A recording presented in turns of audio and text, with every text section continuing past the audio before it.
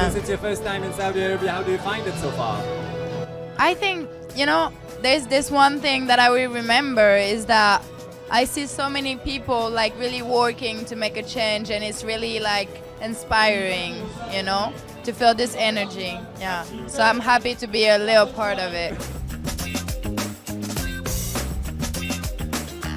سبق قديش سعيدة وفخورة بأنه وأخيرا عرفنا وشفنا ولادة مهرجان للسينما في المملكة العربية السعودية. كتير سعيدة، كتير اكسايتد، و اوريدي اللاين اب تبع الافلام مهم كتير اللي تم اختيارها للدورة الأولى، وجدة حلوة كتير، و the new Saudi is a very exciting place to be in، و it's about time كان انه الدنيا هون تستقبل افلام والحركه الاندستري تبعتنا تتحرك، و we're waiting للاشياء اللي لسه بدها تصير. يعني it's a bright future، ومبين انه في شيء كتير كبير عم بيصير. يعني بريفلي وباختصار، عمل واحد بلوى، لكن انت ما شاء الله في عندك اثنين، فاكيد كان الموضوع نوت هين.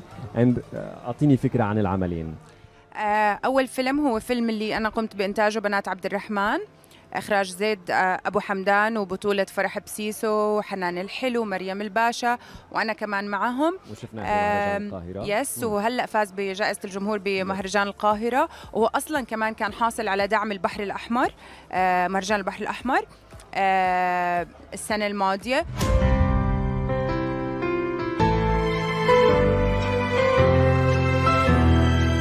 يعني إذا بنات لحالنا زينب، شو يعني بنات لحالنا؟ والفيلم الثاني هو فيلم أميرة، اللي حاز على مجموعة كبيرة من الجوائز بكل أنحاء العالم، منهم 3 جوائز بمهرجان فينيسيا، إخراج محمد دياب وبطولة علي سليمان وتارا عبود وأنا. و I cannot wait صراحة أشوف رد فعل الجمهور السعودي على عرض الأفلام. حلو. وكان يو بالانس كمان تطلعي جميلة وحلوة وأنيقة وتختاري لبس وهذا مش دائما مش دائما. هلا بختار شوية ريد كاربتس، وبقية الأيام بتلاقيني بوت الرياضة والجينز وعم بركض من محل لمحل. يعني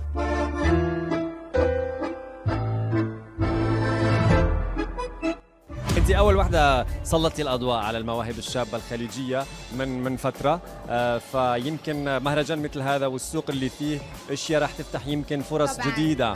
طبعا بلال، يعني يهمني كثير اكثر من حضوري كفنانه، يهمني الماركت اندستري، في ماركت جدا مهم على كل المنصات، على شركات انتاج كثيره، في افلام قصيره وافلام روائيه طويله تخليك تشوف الفنانين الجدد، المخرجين الجدد، فشيء جميل جدا. حلو كثير.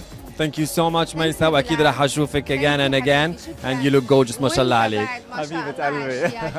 حبيبتي.